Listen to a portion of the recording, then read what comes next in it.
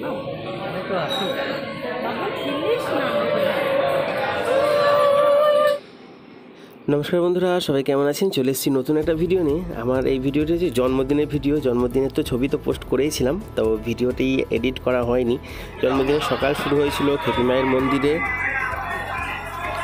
তারপরে পুজো টুজো দিয়ে চলে আসা হয়েছিল বাড়িতে ছিল খাবারে ঘুগনি, আর এটা হচ্ছে ব্রেড আর হচ্ছে ডিম সেদ্ধ, এটা ছিল টিফিন। তারপরে চলে এসেছিলাম খাবার মেন করছে। আমি তো বিয়ের বাড়ি ভিডিও সব ভিডিও দিয়েই থাকি খাবারের, আজকে নিজের বাড়িতেও খাবার ভিডিও একটু করে দেখলাম, তবে ইচ্ছা ছিল না খুব একটা, কারণ ভিডিও করার মতন তো সব বললো বলেই আরও করা হলো ভিডিওটা।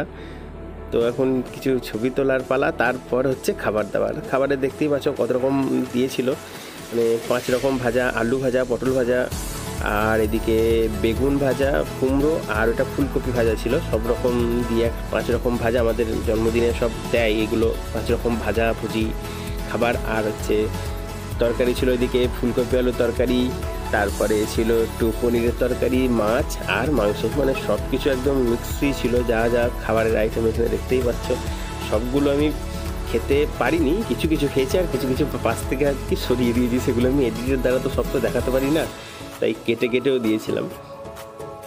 তা প্রথমেই বলা হয়েছিল যে সব কিছু ভাজাগুলো দিয়ে আগে খেতে হবে, তার জন্য সব একটু একটু করে ভাজা ভুজো দিয়ে খাচ্ছিলাম। আর আমি খুব বেশি পরিমাণ ভাত আমি খাই না, তাই অল্প অল্প করে নিয়ে সব কিছু খেয়েছি, কারণ এমনিতেই আমার চেহারা দিন দিন বেড়েই যাচ্ছে।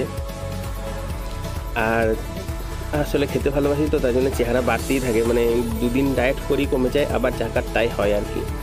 তো প্রথমে ভাজাভুজিগুলো খাওয়ার পর ছিল ফুলকপি আলুর তরকারি।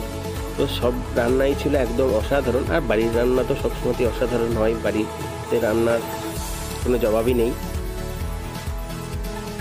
আর এদিকে ছিল মুগ ডাল আর ফুলকপি আলুর তরকারি, আর সাথে পনির। আমার সব খাবারই খুব ফেভারিট, আমি কোনটা যে আমার অপছন্দ সেটা আমি নিজেও আজও বুঝতে পারি না, আমি সব খাবারই আমার কাছে ভালো লাগে। আর এদিকে ছিল মাছের ঝাল। আর জন্মদিনের এই দিনটা তো বাড়িতে সবসময় স্পেশালভাবেই হয় আমাদের, আগাগোড়াই, মানে কোনো দিন নয়, যতদিন মানে ছোটো থেকে দেখে আসছি সব রকমভাবে। আর আমাদের ওই কেক কাটার ইয়েটা খুব একটা নেই, বেশিরভাগই পায়েস টায়েস এসব দিয়েই আমাদের জন্মদিন পালনটা বেশি হয়। সকালে ঘুম থেকে উঠেই মায়ের হাতে পায়েস খেয়ে নিয়ে তারপর কাজ করো, যা খুশি করো, কারণ মানে জন্মদিন হলে পরে পায়েস টায়েস না খেলে নাকি মারাও খেতে পায় না, সেই জন্য আমাদের ওইভাবেই প্রথম থেকেই হয়ে আসছে। আর এদিকে ছিল মাটন ছিল, আর গোটা রসুন দিয়ে, কারণ গোটা রসুন মাটনে খেতে কিন্তু দারুণ লাগে। যারা যারা খাননি তারা খেয়ে দেখতেই পারেন অবশ্যই, আর অনেকেই খান, আমিও দেখি আমাদের এখানে অনেকেই খান ওইভাবেই। আর সব রান্নাই ছিল একদম দারুণ, একদম অসাধারণ। আর তারপরেই চলে এসেছিলো আমার সব থেকে ফেভারিট, যেভাবে আমি খাই আর কি, পাঁপড় আর চাটনির কম্বিনেশন। এটা আমার সব জায়গাতেই, মানে ভিডিওতে বলেই থাকি যে এটা আমি বাড়িতেও খাই, তা আমি সত্যি বাড়িতেও ওইভাবেই খাই, যে বিয়ের বাড়ি বা কোনো বাড়িতে গেলে এভাবে খাওয়া নয়, আমি নিজের বাড়িতেও এইভাবেই খেতে পছন্দ করি। বেশ পাঁপড়ের মধ্যে একটু চাটনি দিয়ে, একদম ছোটোবেলা, এটা মিস করা যায় না আর কি।